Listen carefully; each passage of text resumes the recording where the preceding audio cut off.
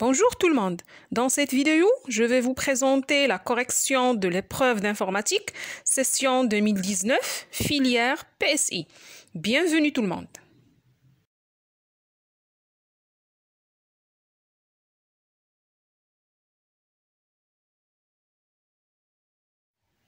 Je porte à votre connaissance qu'au cours de la correction de cette épreuve, il faut prendre en considération les remarques générales suivantes. Cette épreuve est composée d'un exercice et d'un problème indépendant. Toutes les instructions et les fonctions demandées seront écrites en Python. Les questions non traitées peuvent être admises pour aborder les questions ultérieures. Toute fonction peut être décomposée si nécessaire en plusieurs fonctions.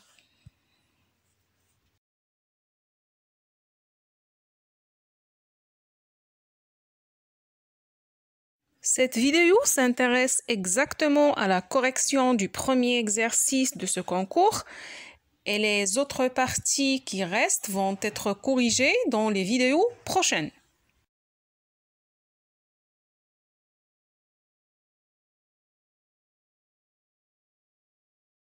Comme vous voyez, le premier exercice est intitulé « Somme et factoriel ». Commençons par la première question. La question 1 nous demande d'écrire la fonction factorielle k qui reçoit en paramètre un entier positif k et qui renvoie la valeur du factoriel de k, sachant que k factoriel égale 1 fois 2 fois 3 fois jusqu'à fois k.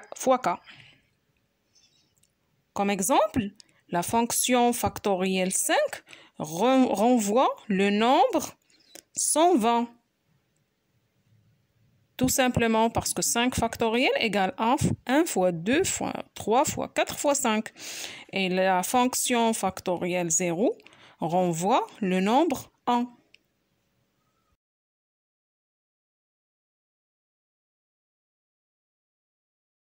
Le prototype de cette fonction doit respecter tout ce qui est dans l'énoncé. C'est-à-dire, cette fonction doit être nommée factorielle. Et il va avoir un seul paramètre nommé k. Donc, le prototype s'écrit comme suit, def factoriel k 2 points.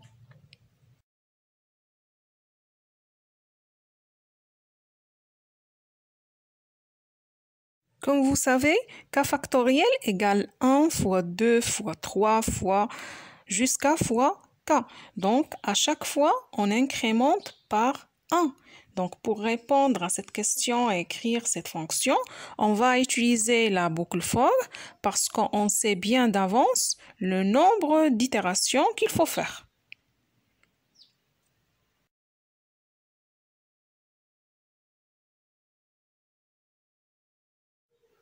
Comme vous savez, un cas très particulier pour le factoriel est le 0 factoriel. Dans cette fonction, on va traiter cette condition pour éviter les opérations inutiles, c'est-à-dire sans utiliser la boucle.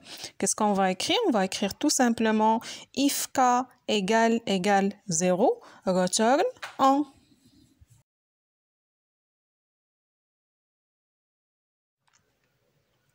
Comme vous savez, le 1 factoriel est un cas trivial qui ne nécessite pas des opérations et des calculs. Donc, on peut le considérer aussi comme un cas particulier. On peut le traiter avec le 0 factoriel. Tout simplement parce que 0 factoriel égale 1 factoriel égale 1. Donc, on va utiliser même instruction if pour présenter ou bien pour vérifier les deux cas. C'est-à-dire, on va écrire comme suit. If k égale 0 or k égale 1, return 1.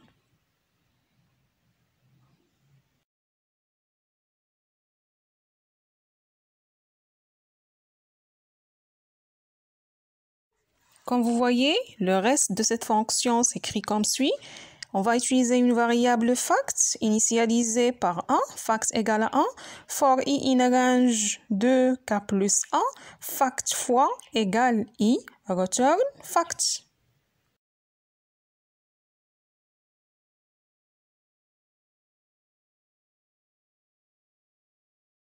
Autrement dit, la variable i de la boucle va prendre les valeurs de 2 à k, tout simplement parce que les deux cas particuliers 0 et 1 sont déjà traités.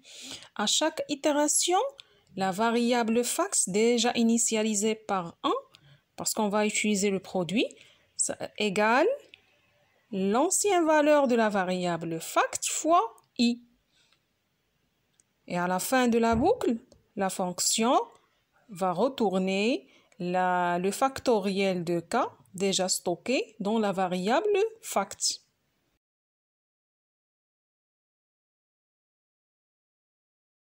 Une remarque très importante qu'il faut savoir, on peut écrire une fonction récursive pour répondre à cette question. Puisque ce n'est pas demandé, on va rester dans un cas simple, c'est-à-dire l'écriture d'une fonction itérative qui utilise la boucle for.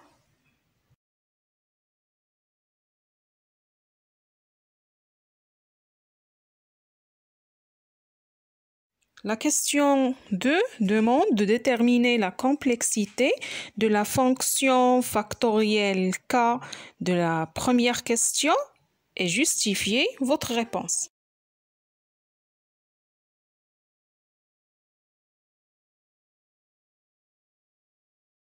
Pour calculer la complexité de cette fonction, il faut donner le coût de chaque instruction et enfin faire la somme de tous les coûts.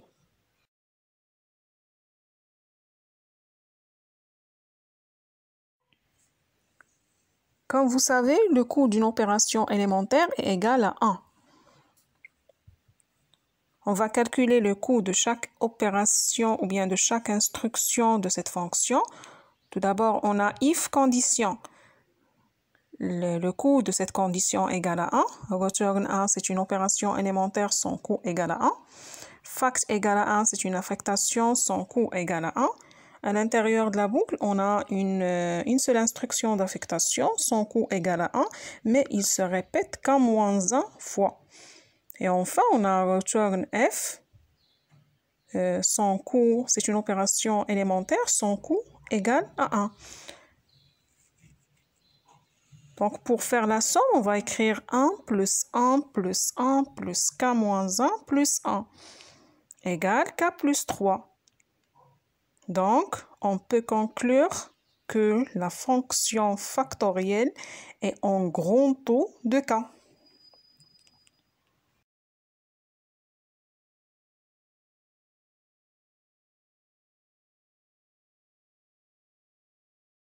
La troisième question nous demande d'écrire la fonction SUMFACT_L qui reçoit en paramètre une liste L de nombres entiers positifs. La fonction renvoie la somme des factoriels des éléments de L. Comme un exemple, L égale 5, 3, 0, 6, 1. La fonction SUMFACT_L renvoie la valeur de la somme 5 factoriel plus 3 factoriel plus 0 factoriel plus 6 factoriel plus 1 factoriel.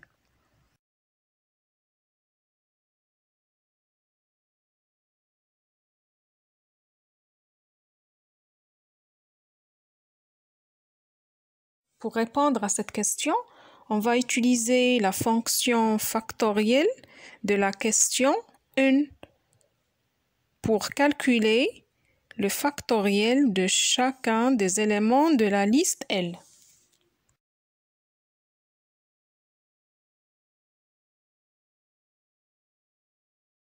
Pour répondre à cette question, la fonction SUMFACT s'écrit comme suit. Def SUMFACT_L S égale 0 for élément in L S plus égale factoriel élément return S.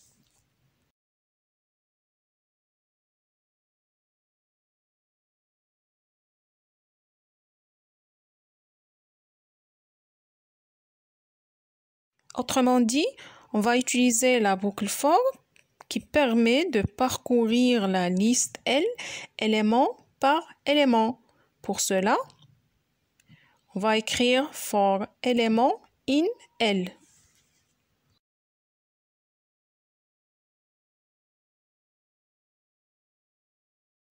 À chaque itération de la boucle for, l'appel de la fonction factorielle sera fait avec l'argument élément, c'est-à-dire l'élément de la liste.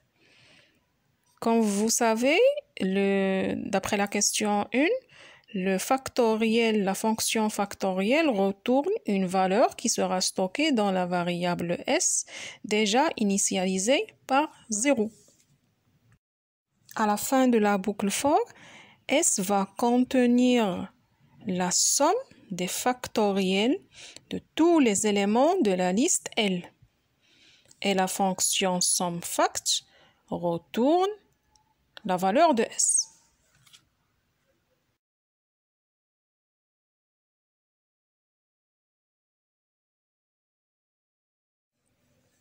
La question 4 nous demande de déterminer la complexité de la fonction SUMFACT-L et justifier votre réponse.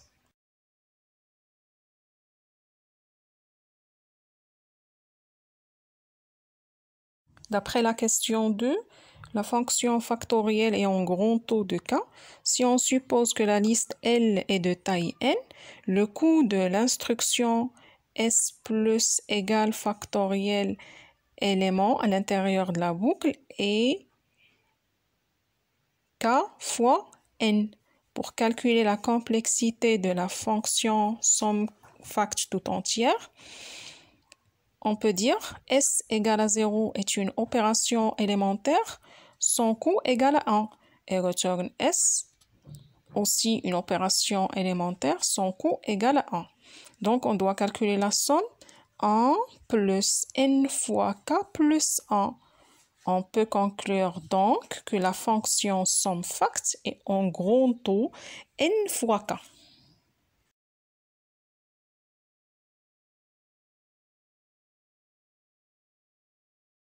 Comme vous voyez, l'énoncé de cette épreuve explique bien le problème du réseau routier afin de, premièrement, comprendre facilement les objectifs à atteindre à travers toutes les parties et deuxièmement, faciliter la compréhension des questions de chaque partie de cette épreuve.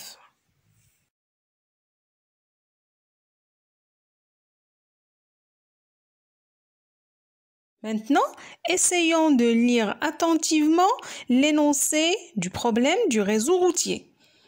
Un réseau routier peut être représenté par un dessin qui se compose de points et de traits continus reliant deux à deux certains de ces points. Les points sont les villes et les lignes sont les routes. On considère que toutes les routes sont à double sens. Chaque route peut être affectée par une valeur qui peut représenter le temps ou la distance entre deux villes. Étant donné un réseau routier, on pourra s'intéresser à la résolution des problèmes suivants. Quel est le plus court chemin entre deux villes? Entre deux villes, quel est le nombre de chemins passant par un nombre de routes donné? Est-il possible de passer par toutes les villes du réseau sans passer deux fois par une même ville? Si oui, quel est le plus court chemin? Entre deux villes, quel est le chemin ayant le moindre coût, etc.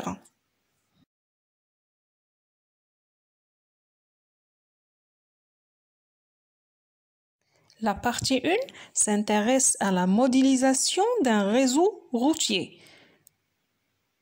Habituellement, la modélisation d'un réseau routier est faite comme vous voyez dans la figure 1, extrait du réseau routier du Maroc. Donc, à travers cette partie, on va voir comment représenter un réseau routier dans le domaine informatique, c'est-à-dire en utilisant l'ordinateur, exactement en utilisant le langage de programmation Python.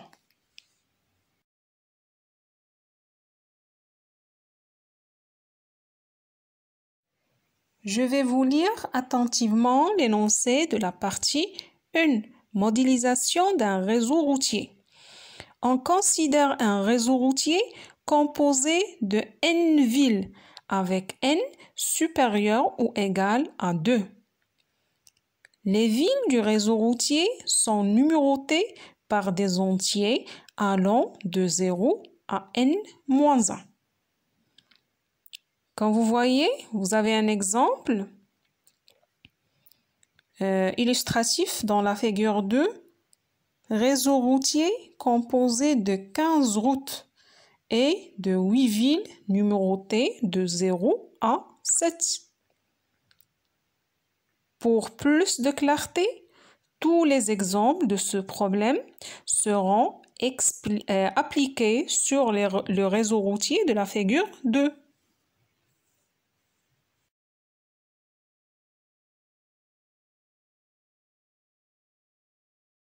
Représentation du réseau routier. Pour représenter un réseau routier de n villes, on utilise une matrice symétrique R d'ordre n lignes et n colonnes, telles que pour toutes les villes I et J, telles que I entre 0 et n et J entre 0 et n, on a R de IJ égale R de JI égale à 1 s'il existe une route qui relie entre la ville I et la ville J. RIJ égale RJI égale 0, sinon. Exemple, le réseau routier de la figure 2 est représenté par la matrice symétrique R d'ordre 8 suivante. Notez bien, dans la matrice symétrique R, les lignes I et les colonnes J représentent les villes du réseau routier.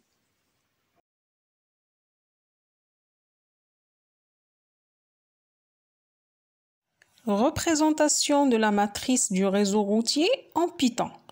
Pour représenter la matrice symétrique R d'ordre n, on utilise une liste composée de n listes qui sont toutes de même longueur n.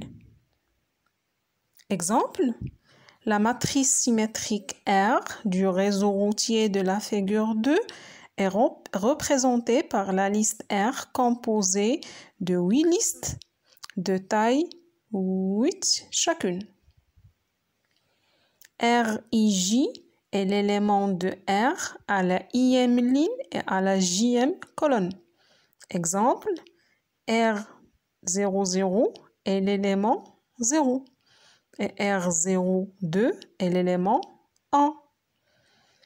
R de I est la ligne d'indice I dans R. Exemple, R de 0 est la liste 0, 1, 1, 1, 0, 0, 0, 0, qui représente la ligne d'indice 0 dans la matrice R.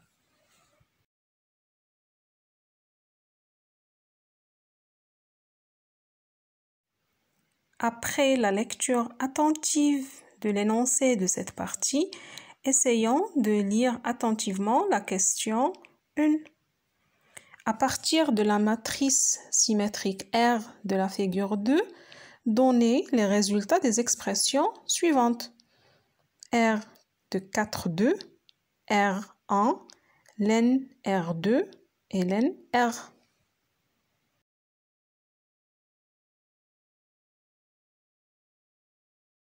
Pour répondre à cette question, vous pouvez utiliser soit la matrice R permettant de représenter le réseau routier, soit la liste R que vous avez dans l'exemple de la partie 1.1 représentation de la matrice du réseau routier en Python. Je vous conseille d'utiliser la liste R puisque vous avez assez d'informations sur ce type de données, liste que vous avez appris dans le cours du langage de programmation Python.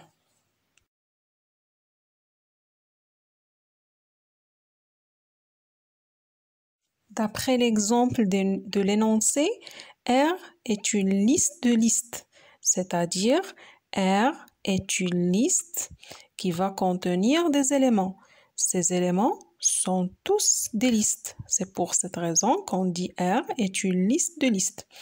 Comme vous savez, les listes contiennent des éléments qui sont numérotés par des indices de 0 jusqu'à nombre des éléments de la liste moins 1. Donc, le premier élément de la liste R a comme indice 0. Le deuxième élément de la liste R a comme indice 1, et ainsi de suite.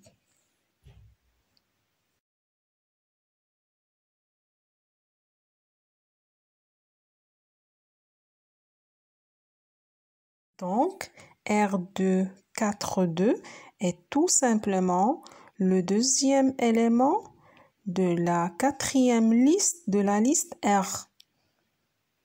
Si je compte bien, la quatrième liste, en commençant par 0, 0, 1, 2, 3, 4. Et la liste 0, 1, 1, 1, 0, 1, 1, 0. Le deuxième élément, 0, 1, 2. Donc, R de 4, 2 égale à 1.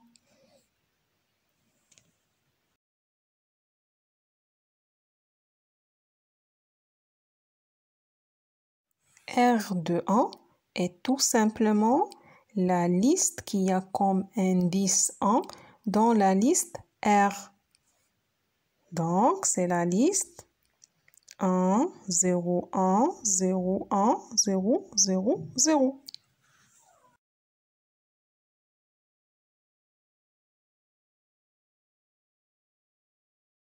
Len de R de 2 est la longueur de la liste qui a comme indice 2 dans la liste R.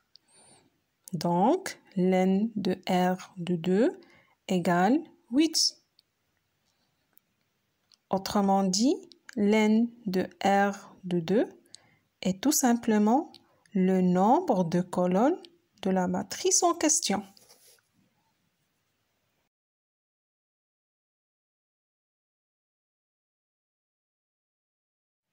Len de R est la longueur de la liste R, c'est-à-dire le nombre des éléments de la liste R ou bien le nombre de listes de la liste R.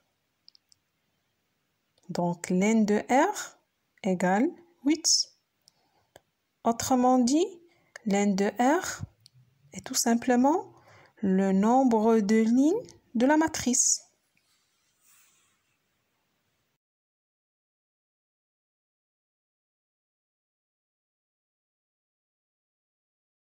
Maintenant, on va passer la partie 1 de villes voisines. I et J sont deux villes dans un réseau routier représentées par une matrice symétrique R. Les villes I et J sont voisines s'il existe une route entre la ville I et la ville J. La question de 1. Écrire la fonction voisine IJR qui reçoit en paramètres deux villes I et J d'un réseau routier représenté par la matrice symétrique R. La fonction renvoie true si les villes I et J sont voisines. Sinon, la fonction renvoie false. Exemple, la fonction voisine 3, 0, R renvoie true. Les villes 3 et 0 sont voisines. La fonction voisine 3, 5, R renvoie false parce que les villes 3 et 5 ne sont pas voisines.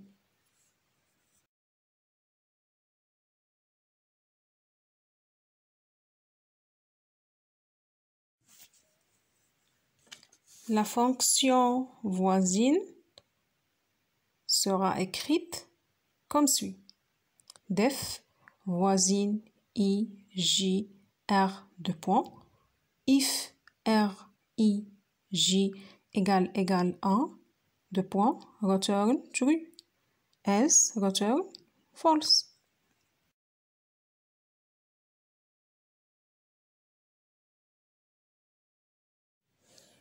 Comme vous voyez, le prototype de cette fonction doit respecter l'énoncé de la question 2a.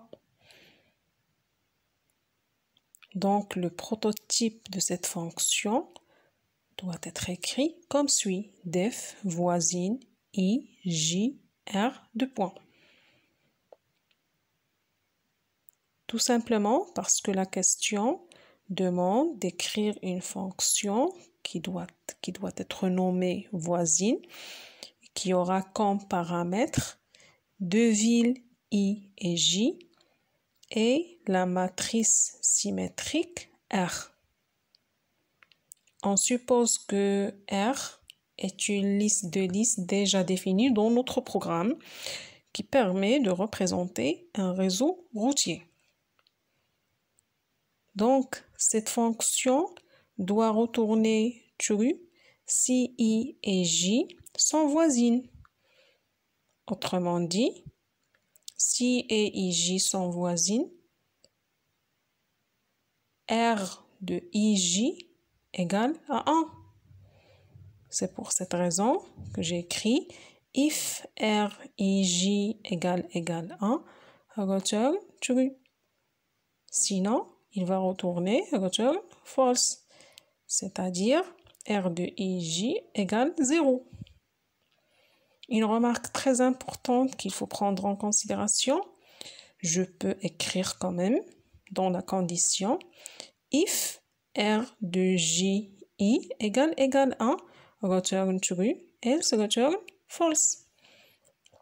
Si vous voyez bien la définition, dans la partie représentation du réseau routier, si il existe une route qui relie entre deux villes I et J, R de IJ égale R de JI égale à 1.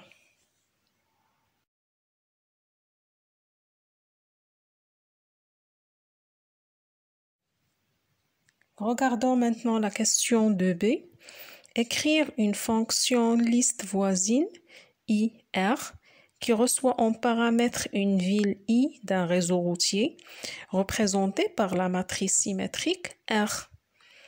La fonction renvoie la liste de toutes les villes voisines à la ville I.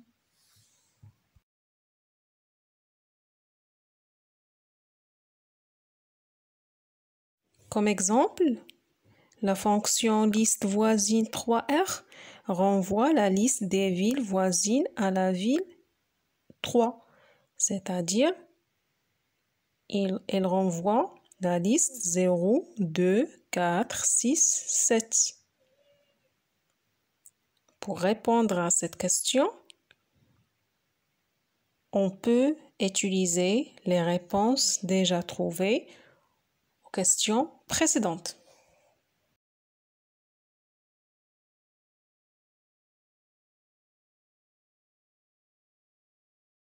Pour répondre à cette question, on peut écrire la fonction liste voisine comme suit.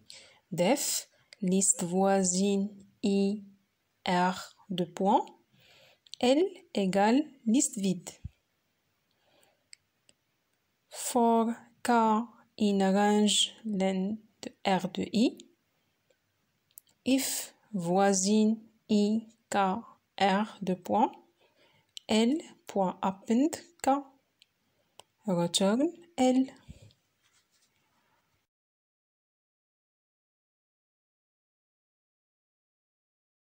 Pour répondre à cette question, on va utiliser une fonction qui doit être nommée liste voisine et qui a comme paramètres I et R.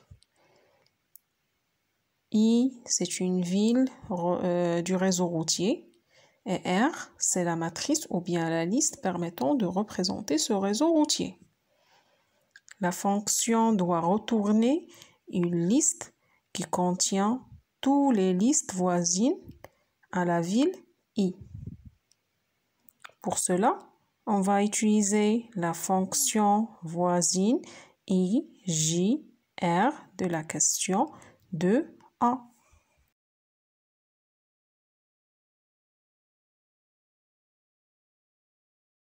C'est pour cette raison qu'on va parcourir seulement la liste d'indices I de la liste R en utilisant la boucle for. For K in range len de R de I. C'est-à-dire, on va parcourir les éléments de la liste d'indices I du liste R.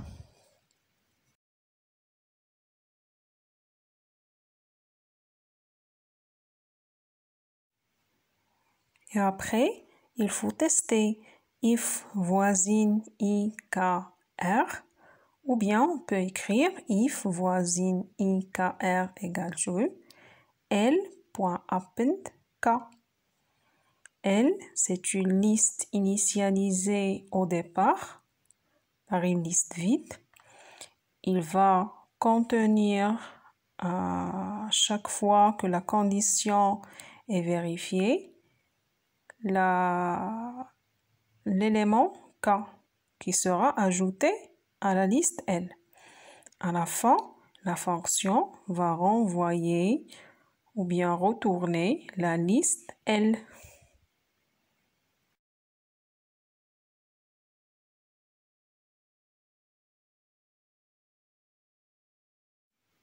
Une remarque très importante pour écrire cette fonction est la suivante.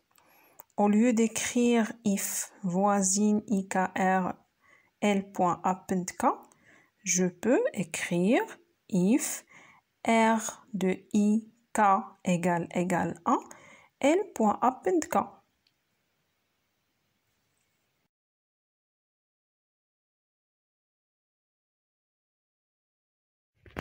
Un 3 degrés d'une ville. Dans un réseau routier, le degré d'une ville I est le nombre de villes voisines à la ville I. Question 3.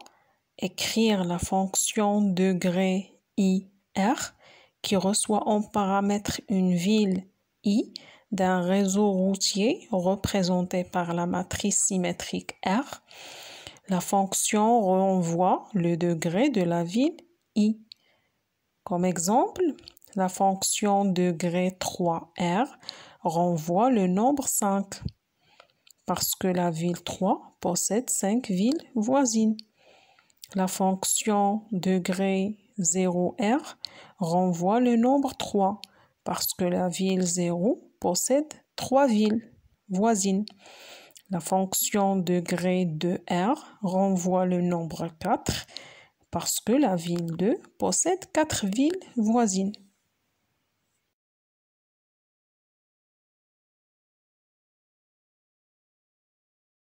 Par définition, le degré d'une ville I est le nombre de villes voisines à la ville I. Donc, on peut utiliser la fonction liste voisine de la question de B puisqu'il retourne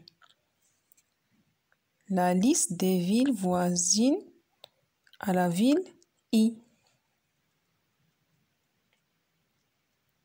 Et donc, pour calculer le degré de la ville I, on peut calculer la longueur de la liste renvoyée par la fonction liste voisine.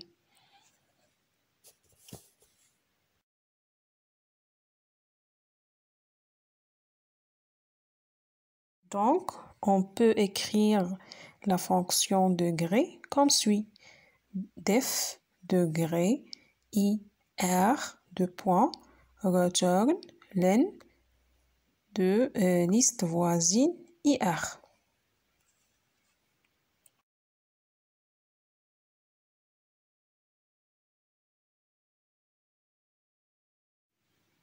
Pour exécuter cette fonction degré, le programme va appeler tout d'abord la fonction liste voisine avec les arguments I et R pour récupérer la liste renvoyée par la fonction liste voisine.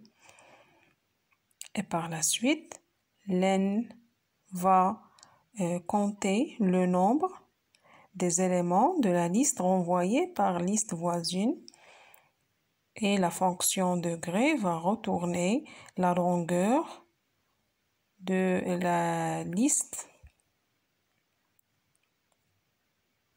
des villes voisines de la ville I.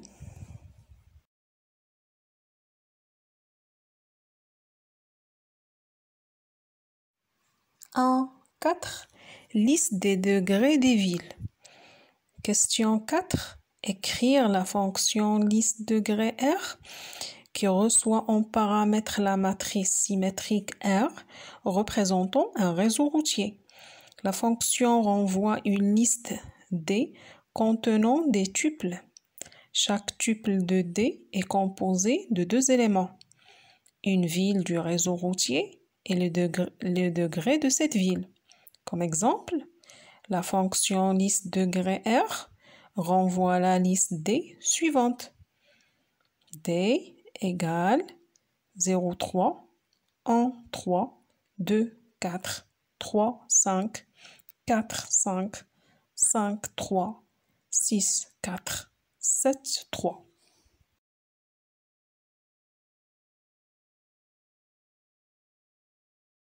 Pour répondre à cette question, la fonction liste degré peut être écrite comme suit. Def liste degré R 2 points. D égale liste vide for I in range len de R. D.append I virgule degré IR. Return D.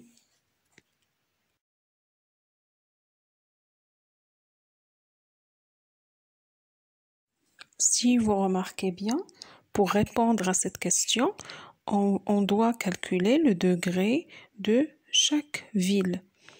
C'est pour cette raison qu'on peut utiliser la fonction degré de la question 4 pour ne pas refaire le calcul.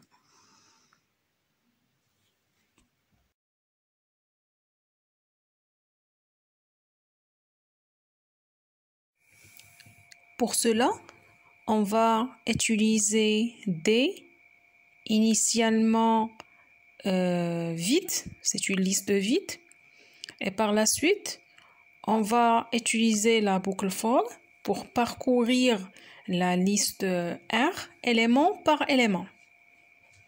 Donc, à chaque itération, on va faire appel à la fonction degré déjà définie dans l'autre question qui permet de calculer le degré de chaque ville I. Et ensuite, on va ajouter un tuple à la liste D. Le tuple est défini par I degré IR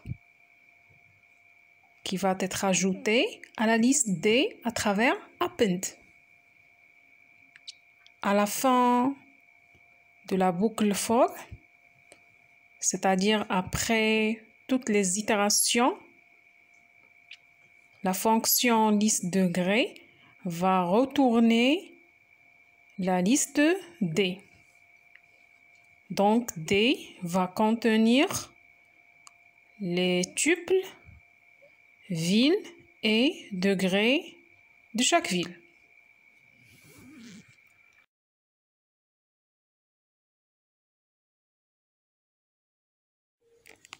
Question 5a. Écrire la fonction tri degré D qui reçoit en paramètre la liste D des degrés des villes. La fonction trie les tuples de la liste D dans l'ordre décroissant des degrés des villes.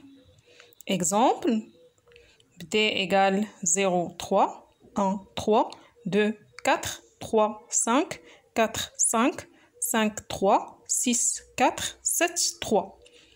Après l'appel de la fonction tri degré D, on obtient la liste suivante. 3, 5, 4, 5, 2, 4, 6, 4, 0, 3, 5, 3, 1, 3, 7, 3. Pour répondre à cette question, on peut écrire la fonction tridegré comme suit. Def tridegré D for I in range len de D, max égale I, for J in range I plus 1 len de D, if D max 1 inférieur DJ1, max égale J. DI D max égale D max DI.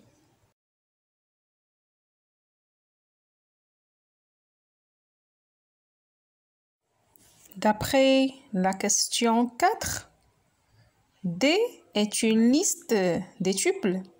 Chaque tuple de D est composé de deux éléments, une ville de réseau routier et le degré de cette ville. Dans cette question, on va écrire une fonction tridegré permettant de trier les tuples de la liste D dans un ordre décroissant selon le degré de chaque ville, c'est-à-dire en partant de la ville ayant plus grand degré vers la ville ayant plus petit degré.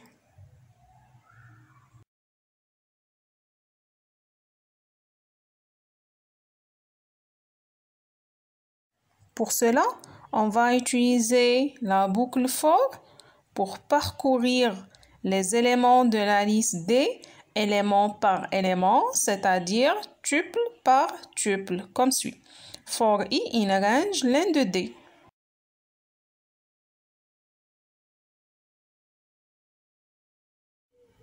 On va utiliser une variable max. À chaque itération, cette variable max va contenir la valeur de I. Et par la suite, on va utiliser une autre boucle J pour parcourir le reste de la liste D, c'est-à-dire de l'élément I plus 1 vers le dernier élément de la liste D.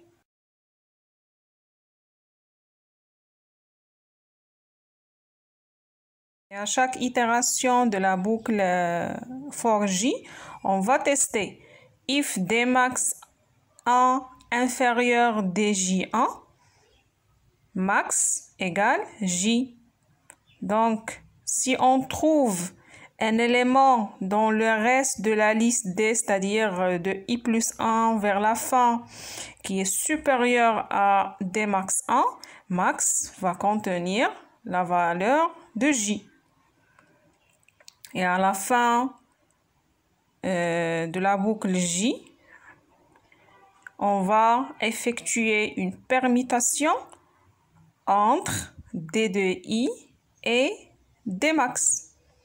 D de I égale D max et D max égale D de I en utilisant une seule instruction, comme vous voyez.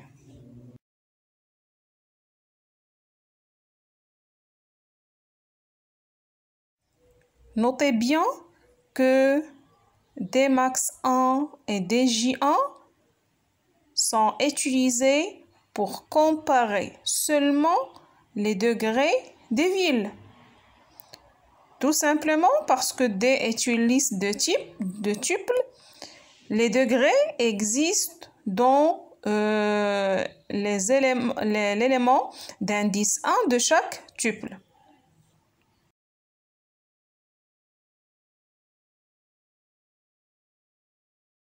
Il faut remarquer aussi que la dernière instruction de permutation, DI D max égale D max DI, est utilisée pour permuter les tuples I et max tout entier.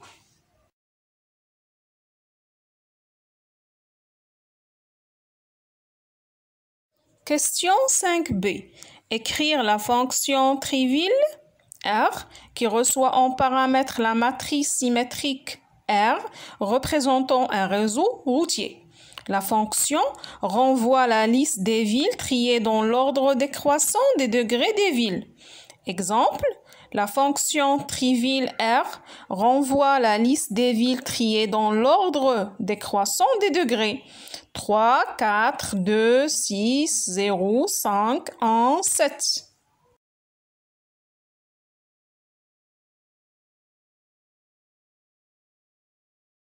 Pour répondre à cette question, la fonction s'écrit comme suit. Def triville R, D égale liste degré R, tri degré D, L égale liste vide, for I in range len de D, L.append DI 0. Return L.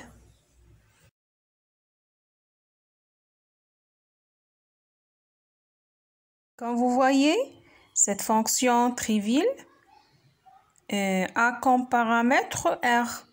R, c'est une liste de listes permettant de représenter le réseau routier.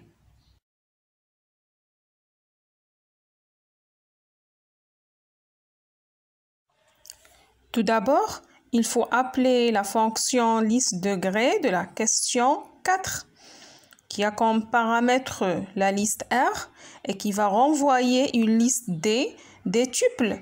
Chaque tuple, comme vous savez, chaque tuple est composé de deux éléments, une ville et son degré.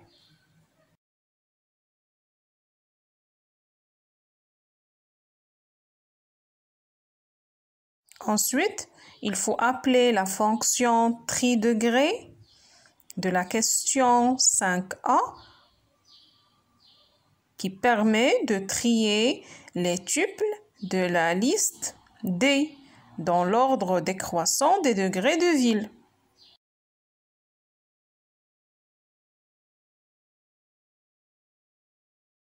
Après, il faut utiliser une liste L qui doit être initialisée par une liste vide. Ensuite, on va utiliser une boucle for pour parcourir la liste D. Et par la suite, à chaque itération, il faut ajouter l'élément DI0, c'est-à-dire la ville, dans la liste L. Et à la fin de la boucle for, il faut retourner la liste L qui va contenir les listes des villes classées dans l'ordre décroissant selon les degrés.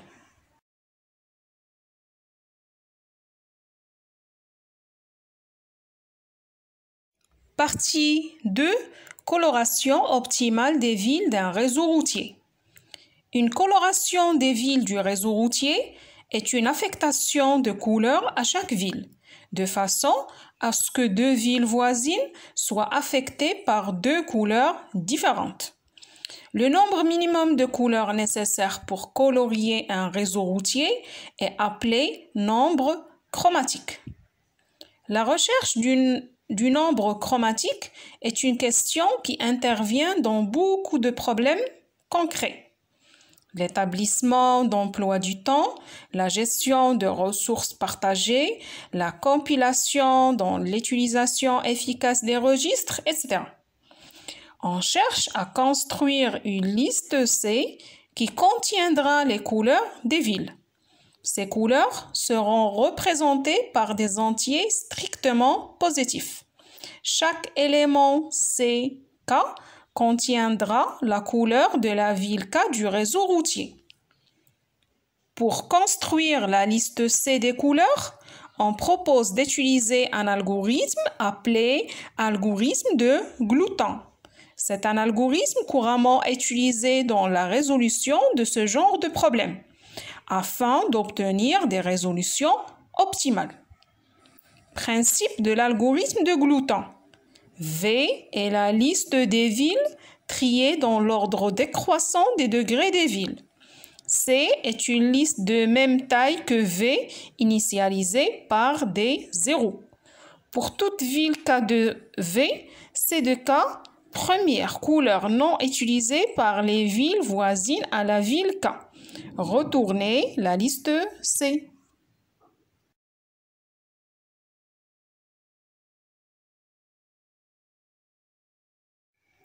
Premier entier qui n'existe pas dans une liste d'entiers. La question de 6. écrire la fonction premier entier L qui reçoit en paramètre une liste L de nombres entiers positifs. La fonction renvoie le premier entier positif qui n'appartient pas à la liste L.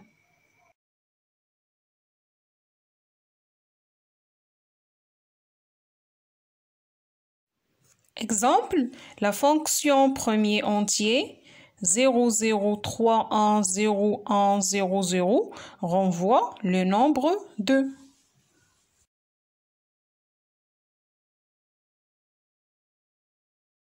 C'est-à-dire, il faut chercher le premier nombre entier qui n'existe pas dans la liste L.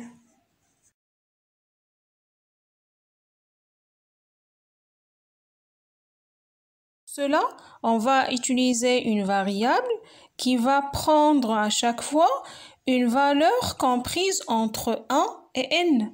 Tout simplement parce que d'après l'algorithme de Glouton, la liste L est initialisée par 0. Donc, il faut trouver le premier nombre entier qui va être forcément entre 1 et n, la longueur de la liste.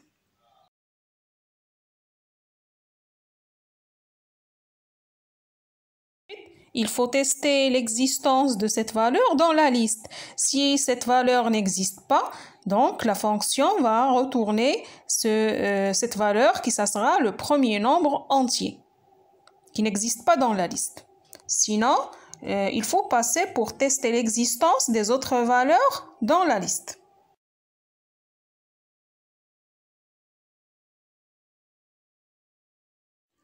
La fonction premier entier s'écrit comme suit. Def, premier entier L, n égale len de L, for I in range 1, n, if I not in L, return I.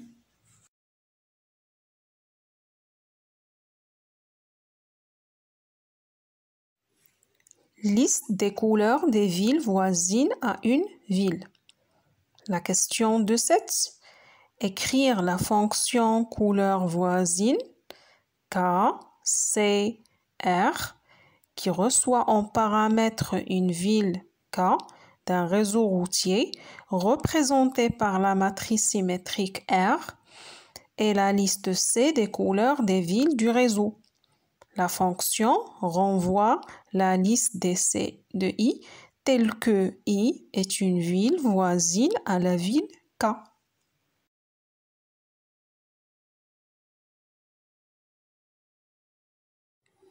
Exemple, la fonction couleur voisine 4 0001000R renvoie la liste 00100.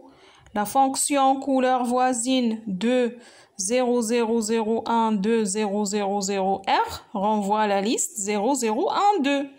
La fonction couleur voisine 6 003120000R renvoie la liste 1, 2, 0, 0. La fonction couleur voisine 0 003120030R renvoie la liste 0, 3, 1.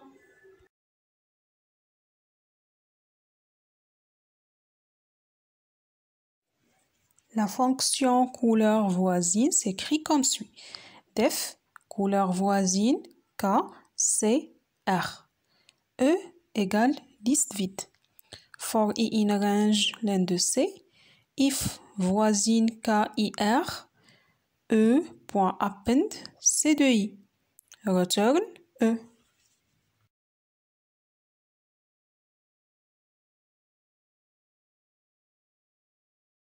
Comme vous voyez, cette fonction est nommée couleur voisine. Elle a comme paramètre la ville K, la liste C des couleurs des villes du réseau et R, la matrice symétrique du réseau routier. Tout d'abord, puisque la fonction va retourner une liste, c'est pour cette raison qu'on a utilisé la liste E, initialement, va contenir une liste vide. Et par la suite, nous avons utilisé la boucle for pour parcourir la liste C.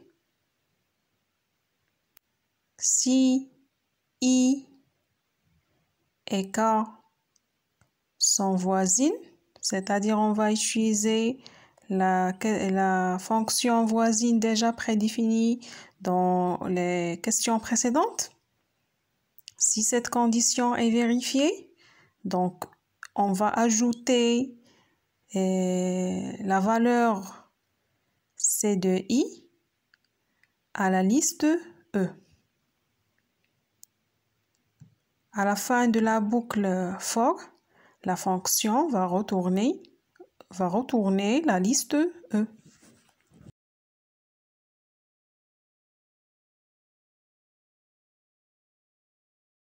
Notez bien, d'après l'énoncé de cette question, l'indice de la liste C, c'est-à-dire les I, va représenter la ville et C de I va représenter la couleur de la ville I.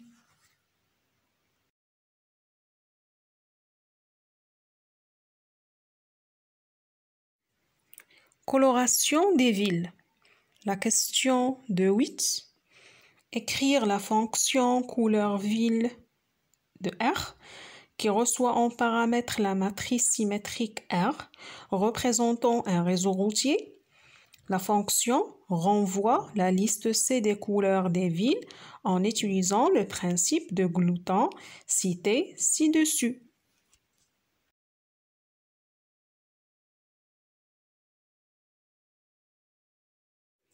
Exemple, la fonction couleur ville R renvoie la liste des couleurs C égale 2, 1, 3, 1, 2, 1, 3, 2.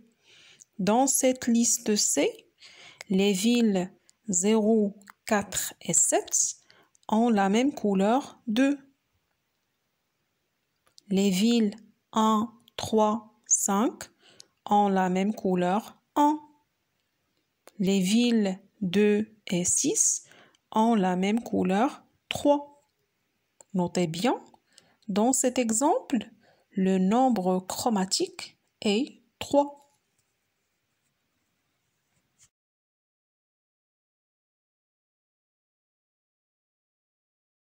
Pour répondre à cette question, il faut appliquer le principe de l'algorithme de Glouton.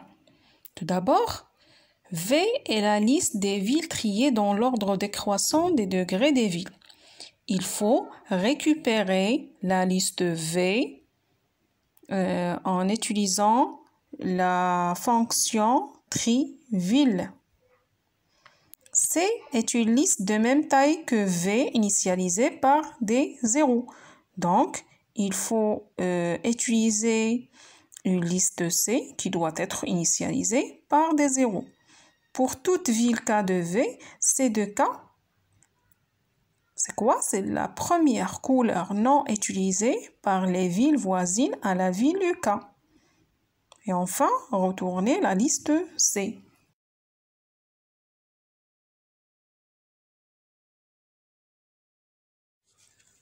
Donc, la fonction couleur ville s'écrit comme suit.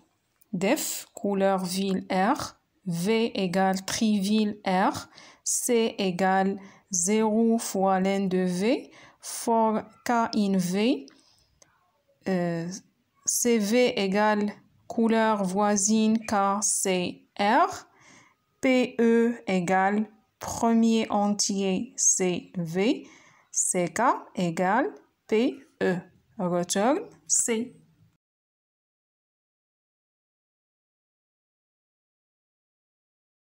Comme vous voyez, la fonction couleur ville a comme paramètre la liste R représentant la matrice symétrique du réseau routier. V égale tri-ville R, c'est-à-dire il faut appeler la fonction tri-ville avec le paramètre R pour récupérer la liste des villes triées dans l'ordre décroissant des degrés des villes. Ensuite, il faut utiliser une liste C qui doit être initialisée par des zéros à travers l'instruction C égale 0 fois l'un de V. Donc, il faut parcourir la liste V for K in V et pour chaque ville, il faut récupérer la liste des couleurs voisines à travers la fonction couleur voisine K, C, R. Donc, CV, c'est une liste des couleurs voisines de K. Et pour chaque ville, il faut récupérer le premier entier qui n'existe pas dans la liste CV. C'est pour cela qu'on a écrit l'instruction PE égale premier entier CV. Et donc, CK égale PE. Il faut ajouter ce premier entier qui n'existe pas dans la liste CV dans la liste C. Et il faut faire la même chose pour toutes les villes K dans la liste V. Et à la fin de la boucle for, il faut retourner la liste C.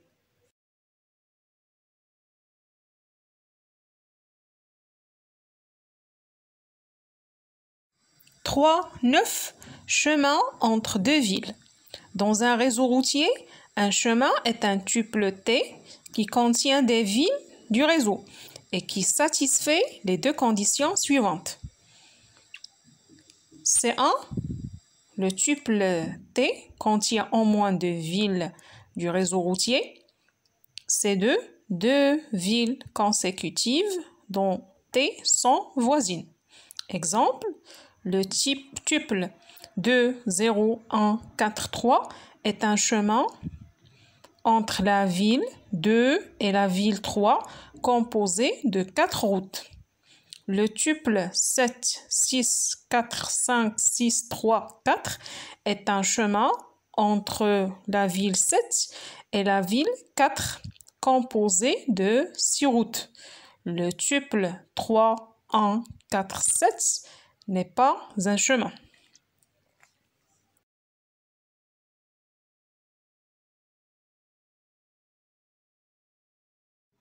La question 9. Écrire la fonction chemin valide TR qui reçoit en paramètre un tuple T contenant des villes du réseau routier représentées par la matrice symétrique R. La fonction renvoie true si le tuple T satisfait les deux conditions C1 et C2 citées ci-dessus. Sinon, la fonction renvoie false.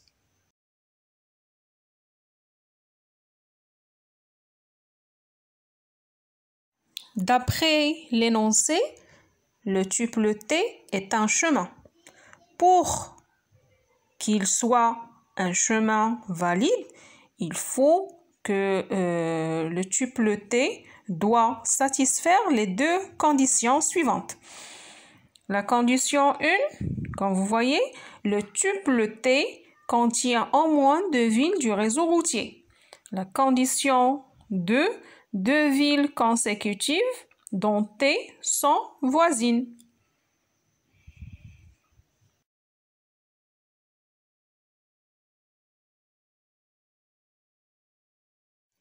D'après tout ce qui précède, la fonction chemin valide sera écrite comme suit. Def chemin valide TR, if l'un de T inférieur strictement à 2, return false. For I in range 1, l'un de T, if voisine TI-1, TI-R égale false, return false. Return true.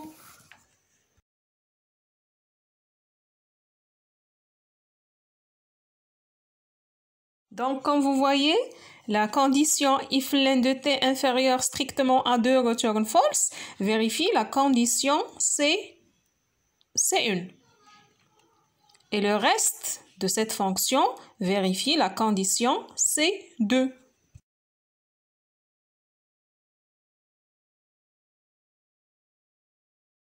Deux villes consécutives dans T sont deux villes qui existent l'une après l'autre dans le tuple T. Pour cela, on doit parcourir le tuple élément par élément. For i in range 1 len de T. If voisine TI-1 TI R égale false, return false. C'est-à-dire, on va utiliser la fonction voisine déjà trouvée dans la question de A en comparant deux villes consécutives. C'est-à-dire, la ville T de I-1 et la ville T de I. C'est pour cette raison qu'on a commencé la boucle for par l'élément d'indice 1 dans le tuple T. Et à la fin de la boucle, on a return true. C'est-à-dire, après le parcours du tuple T, la condition if voisine TI-1 TIR égale false n'est pas vérifiée. C'est-à-dire que toutes les villes consécutives dans T sont voisines. C'est pour cette raison qu'on a écrit à la fin de l'instruction, à la fin de l'exécution de la boucle for, l'instruction return true.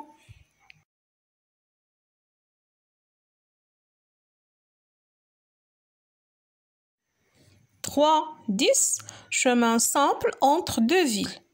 Dans un réseau routier, un chemin simple est un chemin qui passe une seule fois par la même ville. Exemple, le chemin 2, 0, 1, 4, 3 est un chemin simple entre la ville 2 et la ville 3. Le chemin 6, 7, 3, 4, 2, 3, 6, 5 n'est pas simple. La question 10, écrire la fonction chemin simple T R qui reçoit en paramètre un chemin T dans un réseau routier représenté par la matrice symétrique R. La fonction renvoie true si le chemin T est un simple, sinon la fonction renvoie false.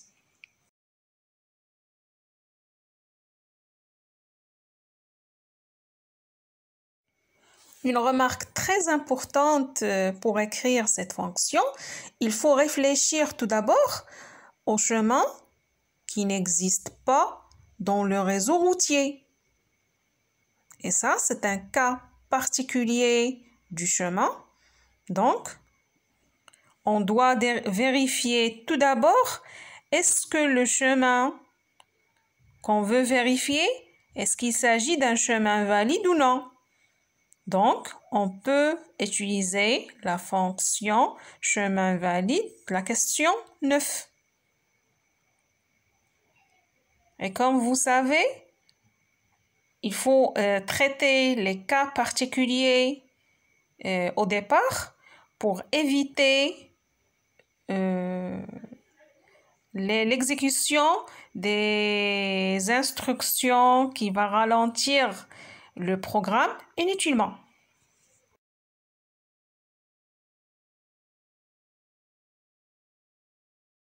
Et ensuite, il faut parcourir le tuple T pour calculer le nombre d'occurrences de chaque élément de ce tuple.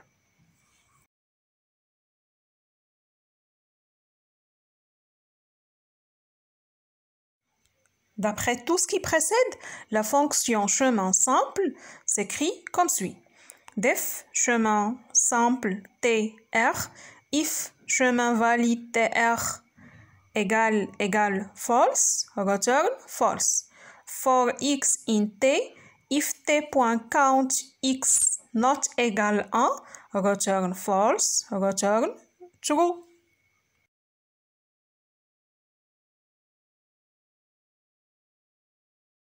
Comme vous voyez, nous avons utilisé la fonction count pour calculer le nombre d'occurrences de chaque élément dans le tuple T.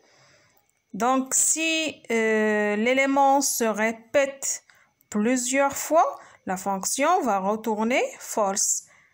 C'est pour cette raison que j'écris if t.count x not égale à 1, return false. Et si le programme exécute toutes les itérations de la boucle for, il va retourner true parce qu'il n'existe pas aucun élément qui se répète plus qu'une seule fois. C'est-à-dire, chaque ville dans le tuple existe une seule fois dans le tuple.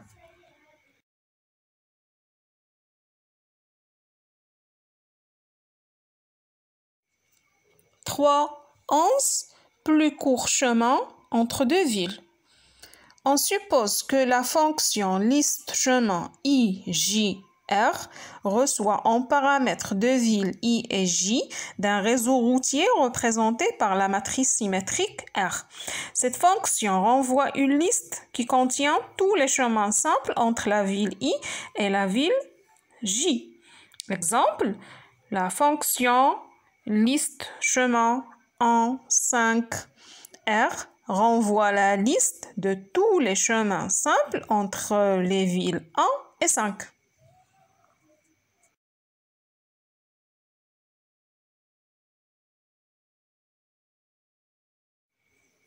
Le plus court chemin entre une ville I et une ville J est un chemin simple entre la ville I et la ville J et qui traverse le moins de villes. Notez bien, on peut trouver plusieurs plus courts chemins entre deux villes.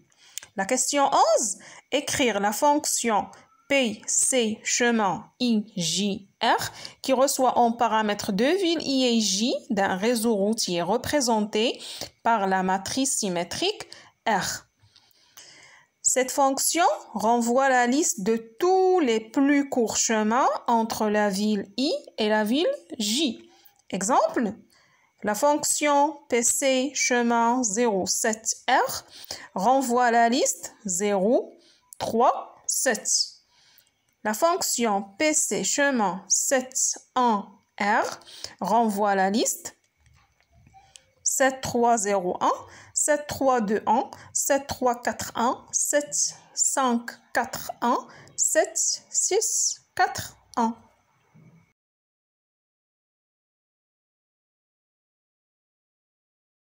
Pour répondre à cette question, on va utiliser la fonction liste chemin par un simple appel. D'après l'énoncé, on va supposer que cette fonction est déjà définie dans notre programme.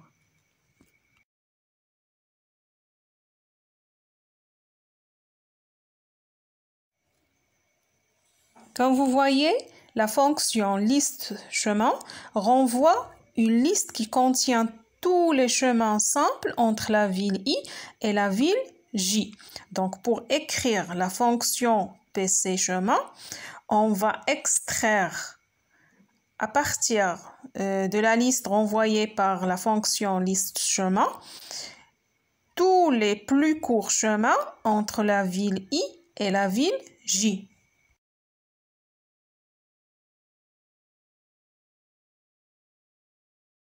D'après tout ce qui précède, la fonction PC chemin peut s'écrire comme suit. Def PC chemin I, J, R. PC égale liste vide. L chemin égale liste chemin I, J, R. Long min égale min.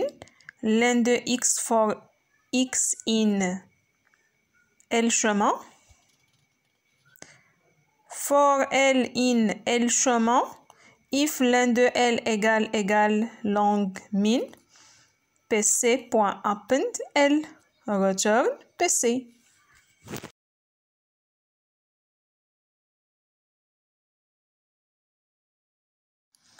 Comme vous voyez, tout d'abord, il faut appeler la fonction liste chemin pour récupérer la liste de tous les chemins existants entre la ville I et la ville J.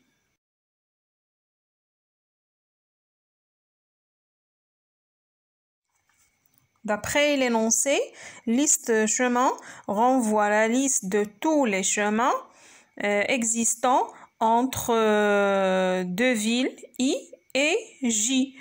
Pour extraire seulement la liste des plus courts chemins entre les deux villes, il faut savoir la longueur minimale de tous les chemins existants dans cette liste. Pour cela, on doit calculer la longueur minimale à travers l'instruction long_min égale min len de x for x in L chemin. C'est-à-dire, il faut créer une liste par compréhension qui va contenir seulement la longueur de chaque élément de cette liste.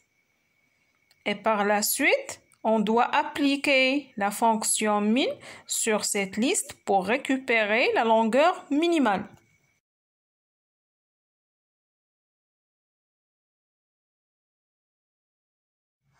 Le reste de cette fonction est facile parce qu'on va parcourir seulement la liste L chemin à travers la boucle for L in L chemin.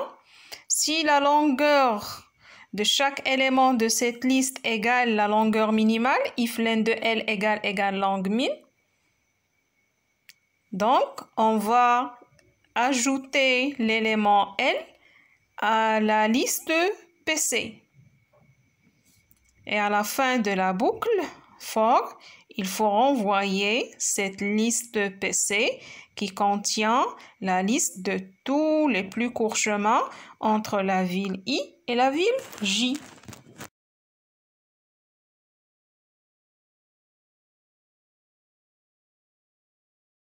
Partie 4, calcul du nombre de chemins entre deux villes. Dans cette partie, on considère que le module NumPy est importé. From NumPy imports all. On suppose que le réseau routier est représenté par la matrice symétrique R et que la matrice R est créée par la méthode array du module NumPy. Vous avez un exemple ? Dans cette partie, on propose de résoudre le problème suivant. Soit P un entier strictement positif, quel est le nombre de chemins, simples ou non, entre une ville I et une ville J passant exactement par P-route? Par exemple, dans le réseau routier de la figure 2, pour aller de la ville 1 à la ville 3, en passant exactement par 5 routes, on peut trouver plusieurs chemins, dont voici quelques-uns. 1, 4, 5, 7, 6, 3, 1, 4, 6, 5, 4, 3, 1, 2, 3, 4, 2, 3, 1, 0, 2, 0, 2, 3, etc. Pour résoudre ce problème, on doit procéder ainsi. Calculer la matrice M égale R à la puissance P, matrice symétrique R élevée à la puissance P. Chaque élément M, I, J représente le nombre de chemins entre la ville I et la ville J passant par la route, par P-route. La matrice M est symétrique aussi. Le nombre de chemins entre la ville I et la ville J est le même que celui entre la ville J et la ville I.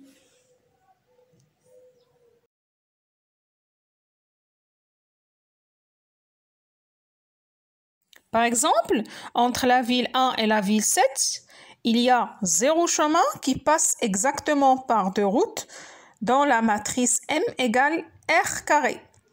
Il y a 5 chemins qui passent exactement par 3 routes dans la matrice M égale R au cube.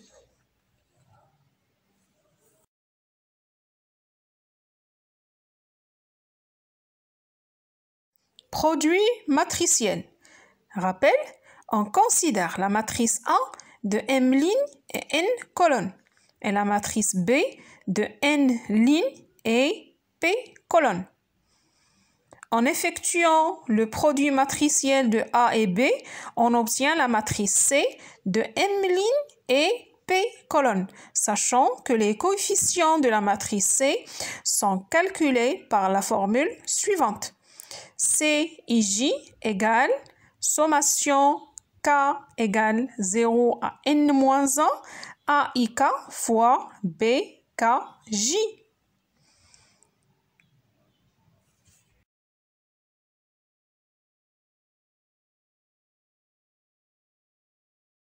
Question 12. Écrire la fonction produit matriciel AB qui reçoit en paramètres deux matrices symétriques A et B de même dimension.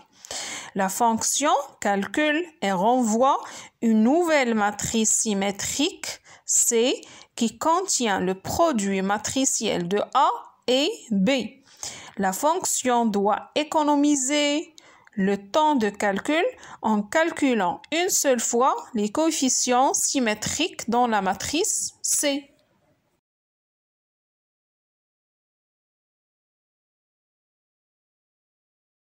Pour répondre à cette question, la fonction s'écrit comme suit. Def, produit matriciel A, B, n égale len de A, C égale 0, n, n, for I in range n, for J in range I, n, S égale 0, for K in range n, S plus égale A, I, K fois B, K, J, C, I, J égale C, G, I, égale S, return C.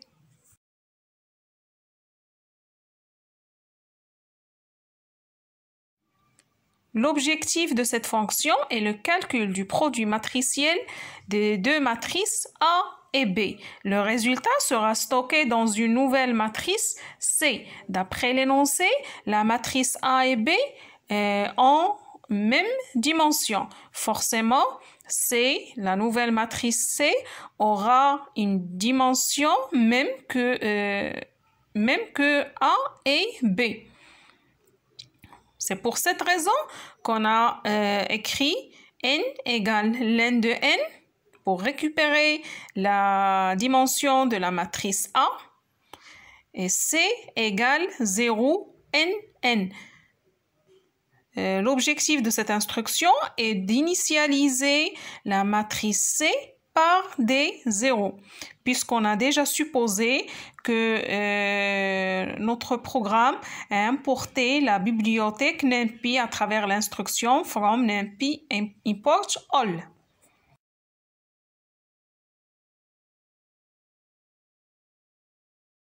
D'après l'énoncé de cette question, la fonction produit matriciel doit économiser le temps de calcul en calculant une seule fois les coefficients symétriques dans la matrice C. C'est pour cette raison qu'on a écrit les deux boucles for I et for J comme suit. For I in range de n, c'est-à-dire il faut parcourir les lignes de la matrice A ligne par ligne jusqu'à la fin de la matrice. Et for J in range I de n, c'est pour s'intéresser seulement à la partie triangulaire supérieure de la matrice B.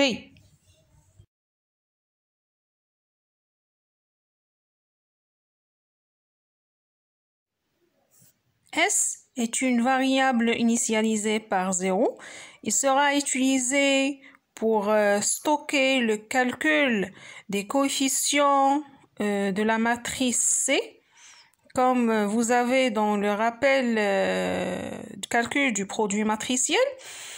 Donc, pour cette raison, nous avons utilisé une boucle for K in range de n. Il est utilisé pour parcourir les éléments de chaque colonne J, élément par élément. Et par la suite, il faut appliquer la formule déjà présentée dans le rappel mathématique du produit matriciel. Sommation K égale à 0 n-1, c'est-à-dire après chaque itération de la boucle for, AIK fois BKJ. C'est pour cela que j'ai écrit S plus égale AIK fois BKJ. Et donc, à la fin de la boucle for, c'est-à-dire après le parcours tous les éléments de la colonne J, CIJ égale CGI égale S. Parce que la matrice est symétrique, alors les éléments CIJ et CJI ont la même valeur. Et à la fin de la boucle for, c'est-à-dire après le parcours de toutes les lignes de la matrice A, la fonction va retourner la valeur ou bien la matrice C à travers l'instruction return C.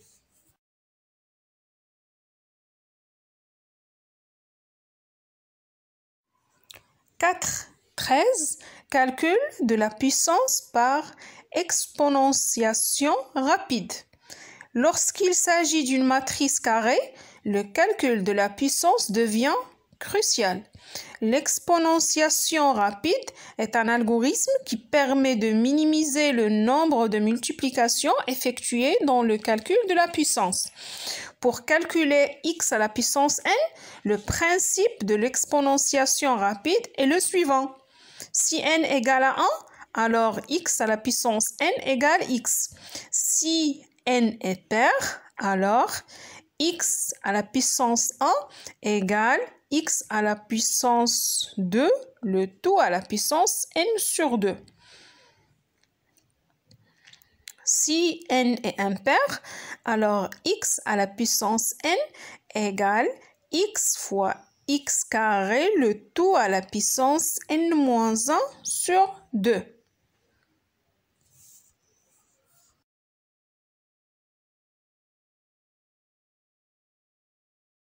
La question 13, écrire la fonction puissance Rn qui reçoit en paramètre la matrice symétrique R représentant un réseau routier et un entier strictement positif N. En utilisant le principe de l'exponentiation rapide, la fonction calcule et renvoie la matrice R à la puissance N.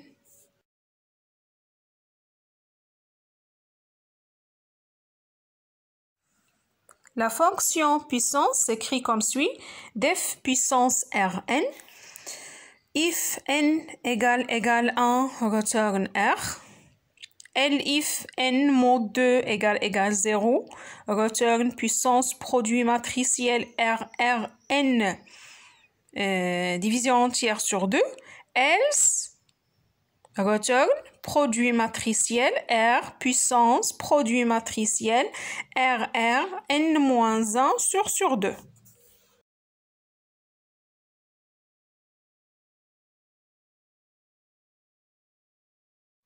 D'après l'énoncé de cette question, il faut utiliser le principe de l'exponentiation rapide pour écrire la fonction puissance permettant de calculer et de renvoyer la matrice R à la puissance n.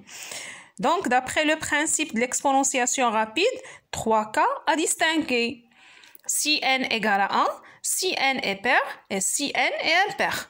Comme vous voyez, dans la fonction puissance, nous avons distingué ces cas à travers les 3 conditions.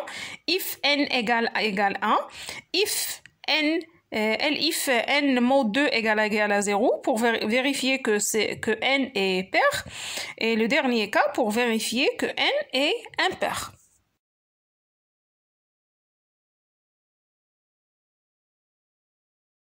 La première condition du principe de l'exponentiation rapide, si n égale 1, alors x à la puissance n égale à x, est traduite par les deux instructions if n égale 1, return R.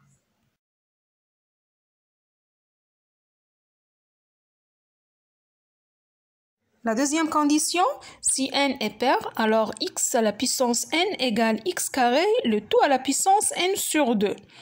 Donc, comme vous voyez, nous avons deux opérations.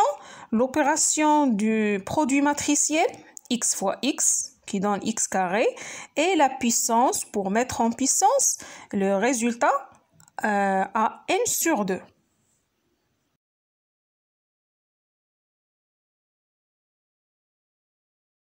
Cette condition est traduite par les deux instructions. If n mod 2 égale 0, return puissance produit matriciel RR, virgule, n sur 2. Donc, produit matriciel RR permet de calculer x carré, R carré, et puissance produit matriciel RR n sur 2 permet de calculer x carré à la puissance n sur 2.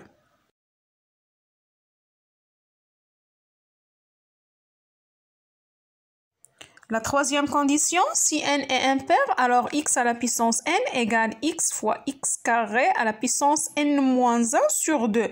On peut utiliser l'instruction de la deuxième condition en changeant n qui existe dans la puissance par n moins 1 et en multipliant tout par x en utilisant le produit matriciel. Pour cela, l'instruction qui permet de traduire cette condition s'écrit comme suit. Return, produit matriciel R fois, virgule, puissance, produit matriciel RR, virgule, n-1 sur 2.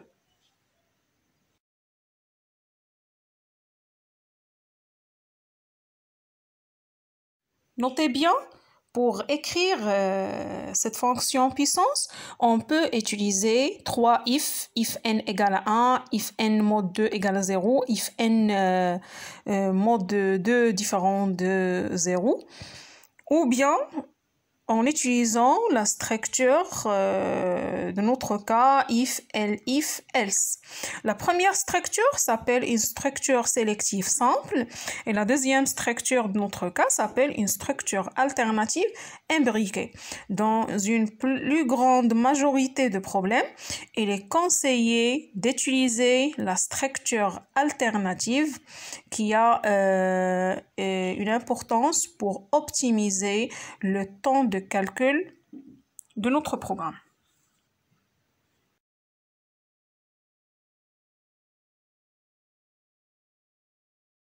Comme vous voyez, cette partie est sous le titre base de données et langage SQL.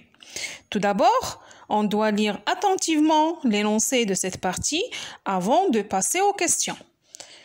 Réseau routier pondéré. On associe à chaque route du réseau routier une valeur appelée poids. Le poids de chaque route est la longueur de cette route, exprimée en kilomètres. Ainsi, le réseau routier est appelé réseau routier pondéré.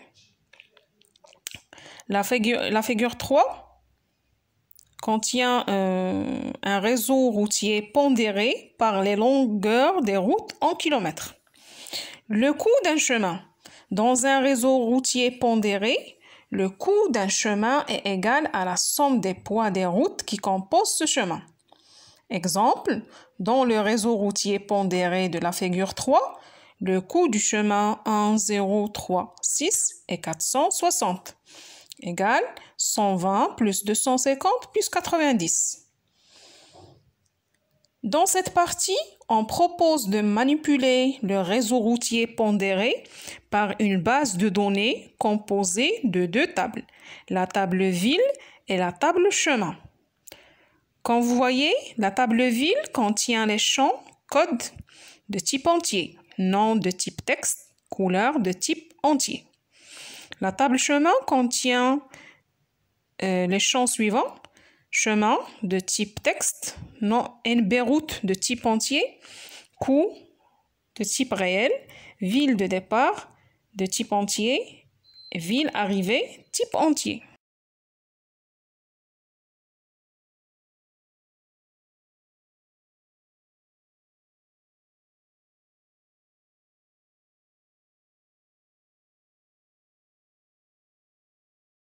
Structure de la table ville. La table ville contient les villes du réseau routier.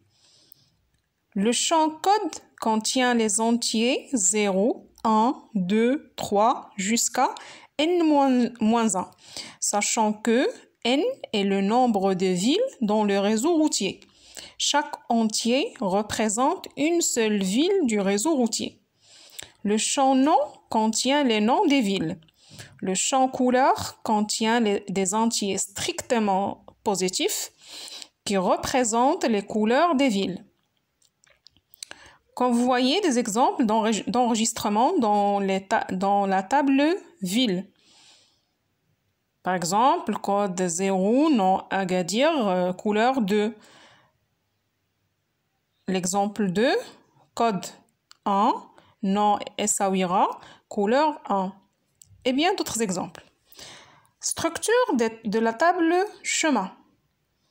La table chemin est composée de 5 champs.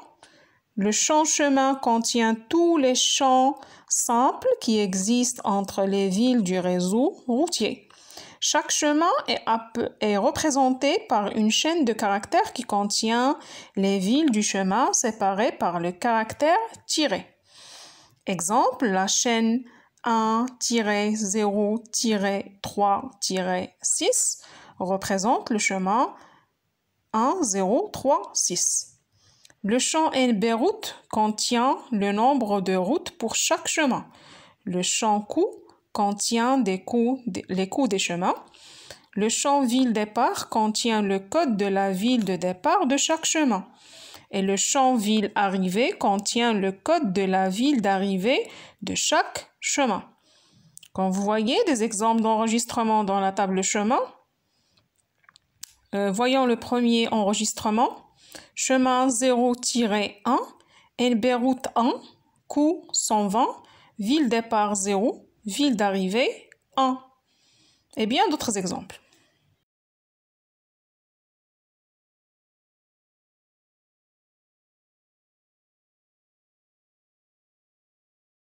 On peut résumer l'énoncé de la partie 5 comme suit. Cette partie nous propose de manipuler le réseau routier pondéré par une base de données.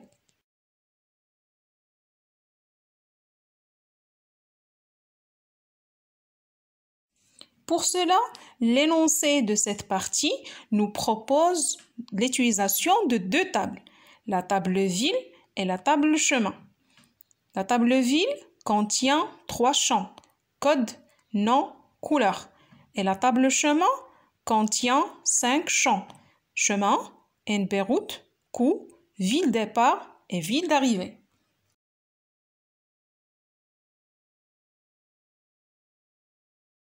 Commençons par la première question de cette partie qui est la question 5.14. Cette question nous demande de déterminer les clés primaires et les clés étrangères dans les tables ville et chemin et justifier votre réponse.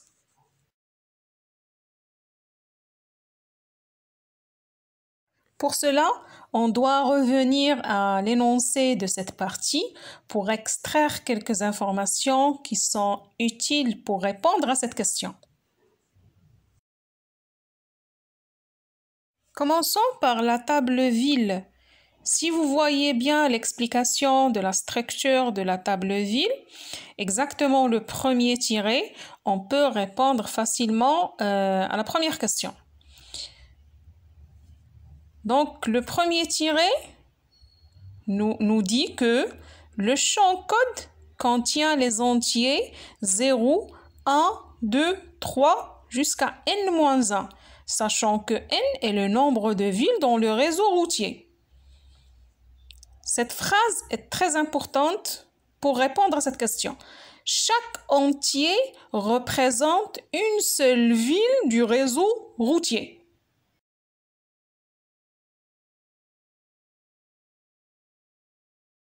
C'est-à-dire, le champ code permet d'identifier d'une manière unique et sans redondance les enregistrements de la table ville. On peut conclure alors que le champ code est une clé primaire pour la table ville.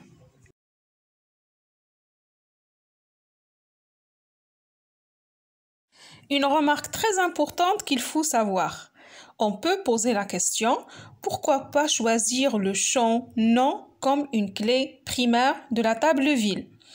Ce qu'il faut savoir que pratiquement dans les bases de données, on utilise un champ de type entier qui s'incrémente automatiquement à chaque ajout d'un enregistrement.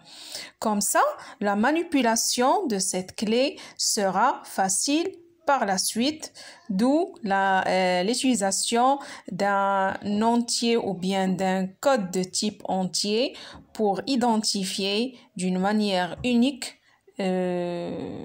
les enregistrements de cette table.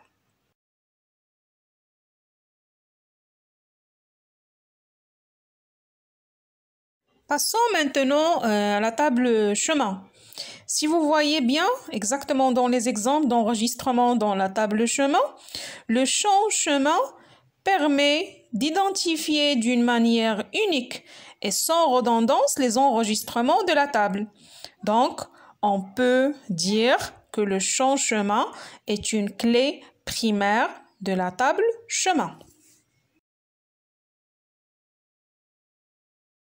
Si vous voyez bien l'explication de la structure de la table chemin, exactement dans les deux derniers tirés, on a le champ ville départ contient le code de la ville de départ de chaque chemin, c'est-à-dire le champ ville départ fait référence au champ code de la table ville. Donc, on peut dire que le champ ville départ est une clé étrangère de la table chemin.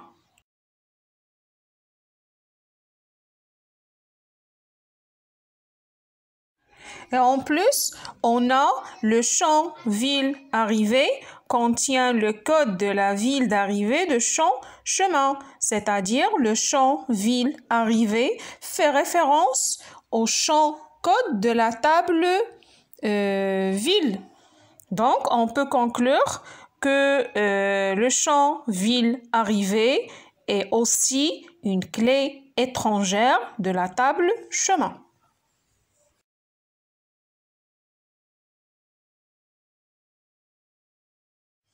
La question 5.15 nous demande d'écrire en algèbre relationnelle la requête qui donne le résultat suivant. Les codes et noms des villes ayant la couleur 1 ou la couleur 2 dans le réseau routier.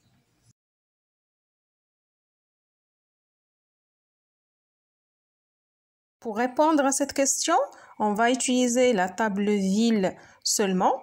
On va appliquer deux opérateurs de l'algèbre de Boole, la sélection et la projection.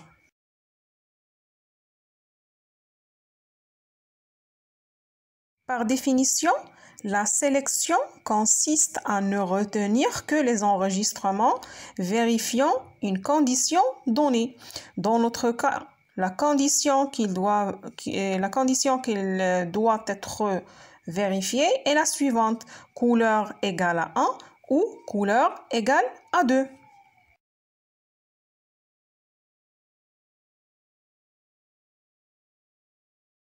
Par définition, la projection permet de ne garder que certains champs. Dans notre cas, on ne garde que les champs code et nom de la table ville.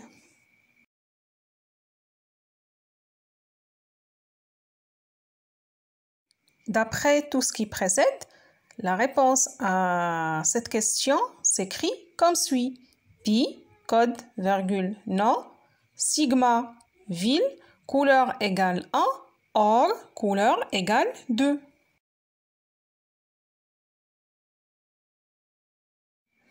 Autrement dit, à travers cette relation, on va sélectionner les champs code nom de la table ville à condition que la couleur de la ville égale à 1 ou la couleur de la ville égale à 2.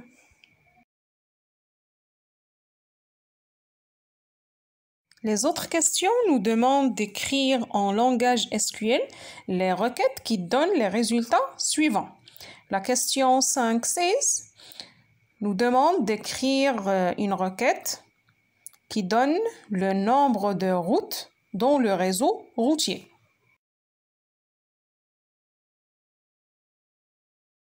En général, pour savoir le nombre de routes dans un réseau routier, on peut utiliser par exemple la figure 3 de cet énoncé et compter la somme des liens reliant deux villes. Dans notre cas, un lien est une route qui relie deux villes. Dans notre cas, on va utiliser la table chemin et compter la somme des chemins où NB route égale à 1. Quand vous voyez, les deux exemples d'enregistrement dans la table chemin sont chemin 0, 1 est différent au chemin 1, 0, mais une seule route qui relie les deux villes 0 et 1.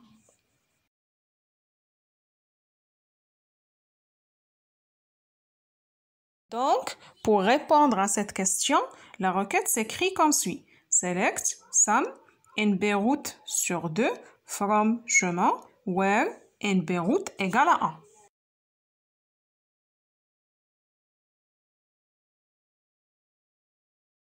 C'est-à-dire, il faut sélectionner les enregistrements de la table chemin où le champ NB route égale à 1 et calculer la somme des NB routes sur 2, comme j'ai déjà expliqué, pour éviter de calculer deux fois la même route reliant deux villes, mais de sens différents.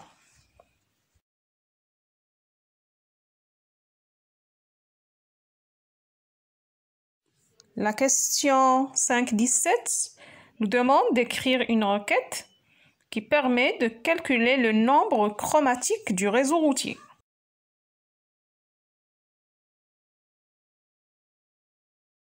Le nombre chromatique du réseau routier est tout simplement le nombre de couleurs utilisées dans la table ville, exactement dans le champ couleur. Donc, c'est le maximum des nombres utilisés dans le champ couleur de la table ville.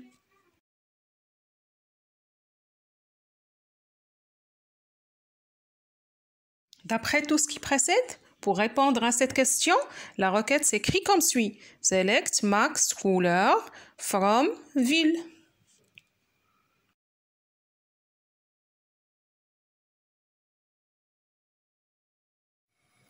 La question 5.18 nous demande d'écrire une requête qui permet d'afficher les noms des villes et le degré de chaque ville, ayant le degré compris strictement entre 4 et 9, trié dans l'ordre décroissant des degrés.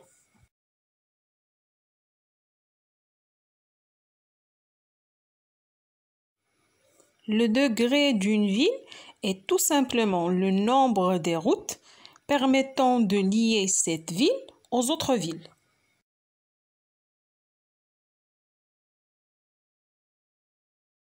Donc, pour répondre à cette question, on va travailler avec les deux tables, ville et chemin. Pourquoi? Parce que les noms des villes seront récupérés à partir de la table ville et degré de chaque ville sera calculé à partir de la table chemin. Et comme vous savez, lors de l'écriture de la requête, il faut mettre une jointure pour relier entre les deux tables ville et chemin.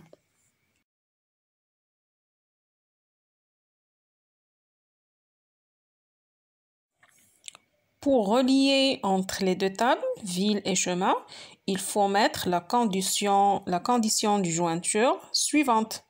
Chemin.ville départ égale ville.code.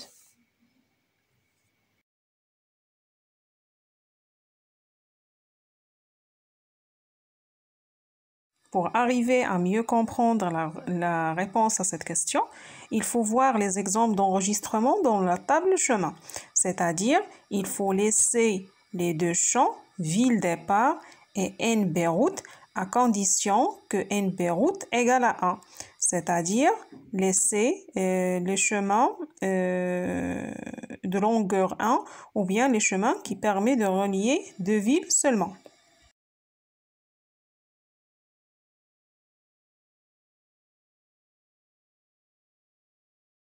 Et cela a pour utilité de ne pas compter le même chemin plusieurs fois dans la table de chemin, puisqu'on peut avoir, comme par exemple, le chemin 0,1 dans le premier enregistrement et dans d'autres enregistrements, 0, 1, 2, 3, 4, 5, 6, 7 par exemple. Donc si je compte les deux enregistrements, c'est comme si je compte le lien ou bien la route deux fois.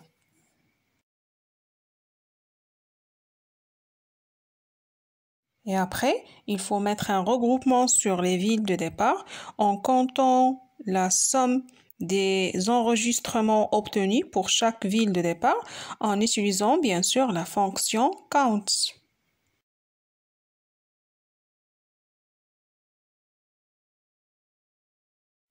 C'est-à-dire, il faut créer un autre champ, degré, on peut l'appeler comme ça, degré, qui va contenir le résultat de la fonction count.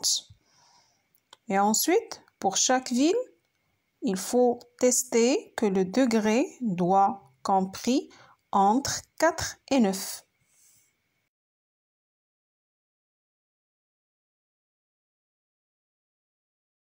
Et enfin, il faut trier les lignes de la requête dans l'ordre décroissant des degrés. On va utiliser tout simplement la clause order by.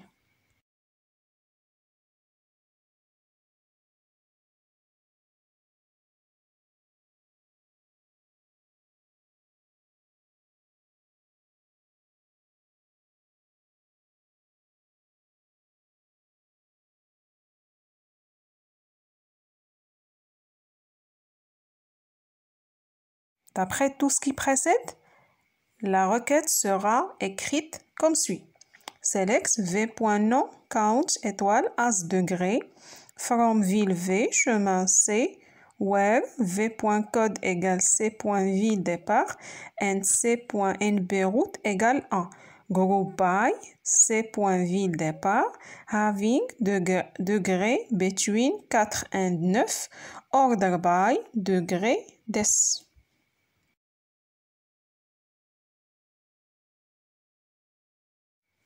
La question 5.19 demande d'écrire une requête permettant de modifier les coûts de tous les chemins qui passent par la route 01 en ajoutant la valeur 50 à chacun de ces chemins.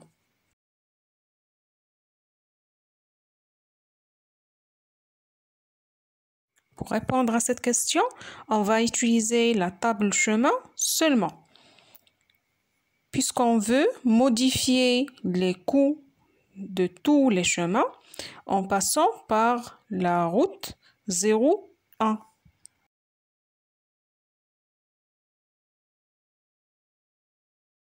Pour modifier les informations de la table chemin, on va utiliser une requête de mise à jour.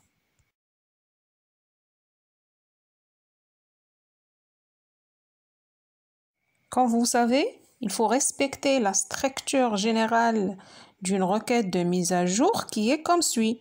Update, le nom de la table, set, le champ égale nouvelle valeur, where, condition.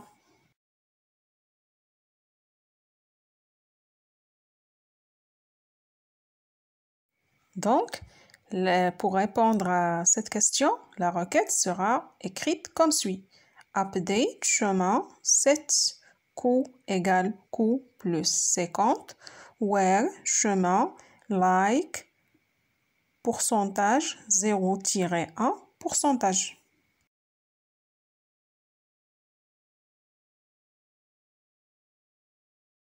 D'après l'énoncé, chemin est un champ de type texte. Pour vérifier que chemin doit contenir 0-1 à l'intérieur, on va utiliser like.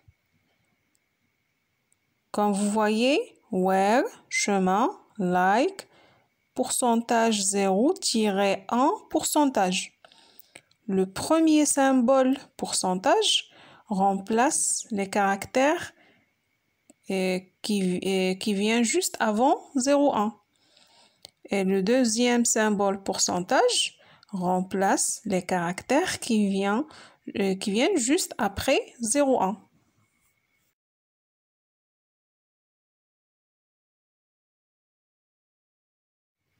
La dernière question demande d'écrire une requête qui permet de renvoyer le plus petit coût des chemins qui passent par toutes les villes du réseau routier.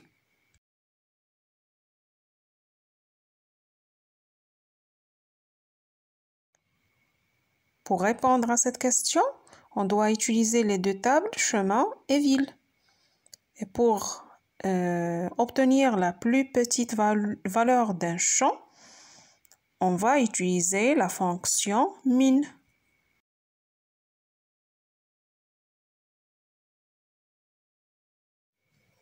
D'après l'énoncé de cette partie, exactement dans les exemples d'enregistrement dans la table chemin, les chemins qui contiennent ou bien qui passent par toutes les villes sont les chemins où NB route égale 7 dans notre cas. Donc, autrement dit, ce sont les chemins où NB route égale le nombre d'enregistrements dans la table ville. Exactement, c'est le nombre d'enregistrements dans la table ville moins 1.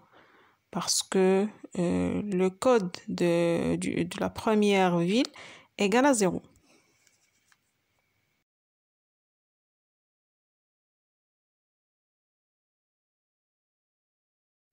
La requête donc sera écrite comme suit.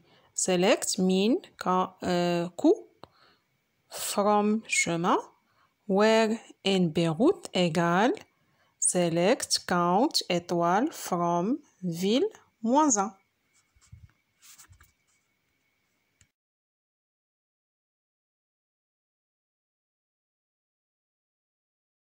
Donc, la requête select count étoile from ville sera exécutée au premier temps et la valeur retournée moins 1 sera attribuée à NB route pour sélectionner au deuxième temps le minimum de coût de la table chemin à condition que NB route soit égal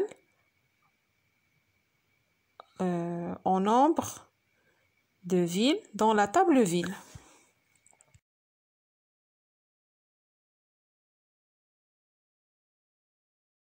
À la fin de cette vidéo, j'espère que cette correction va vous faciliter la compréhension de cette épreuve du CNC et je tiens à vous remercier infiniment pour votre attention et à la vidéo prochaine.